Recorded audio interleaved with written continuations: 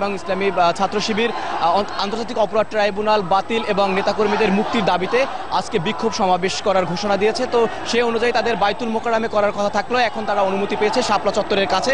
তো এক্ষেত্রে আমরা দেখতে পাচ্ছি সকাল থেকেই বিভিন্ন দলে বিভক্ত হয়ে খণ্ড খণ্ড মিছিল নিয়ে নেতাকর্মীরা সমবেত হচ্ছে এবং তারা বিক্ষোভ মিছিল করছে এবং নেতাকর্মীদের সাথে আমাদের কথা হয়েছে, তারা জানিয়েছে যে কিছুক্ষণ পরে তাদের মূল বিক্ষোভ সমাবেশ শুরু হবে। তো আপনারা দেখতে পাচ্ছেন যে এভাবে খণ্ড খণ্ড মিছিল নিয়ে একে একে সমবেত হচ্ছে জামাত ইসলামী এবং ছাত্র শিবিরের নেতাকর্মীরা। তো এক পর্যায়ে আমরা দেখতে পাচ্ছি যে আসলে মূলত মতিঝিলের যে মেইন রাস্তা এবং বিক্ষোভ সমাবেশ চলছে। তো আপনারা দেখতে পাচ্ছেন যে দলে দলে বিভক্ত হয়ে এভাবে মিছিল করে তারা সমাবেশ স্থলে উপস্থিত হচ্ছেন এবং এই মুহূর্তে আসলে মতিঝিল থেকে প্রেস ক্লাব পর্যন্ত যে প্রধান সড়কটি সেটি বন্ধ রয়েছে এবং তারা সকল নেতাকর্মী তারা বিক্ষোভ মিছিল করছে এবং তারা একে একে সমবেত হচ্ছেন সমাবেশ স্থলে। তো এই ছিল আমার কাছে এখানকার সর্বশেষ পরিস্থিতি।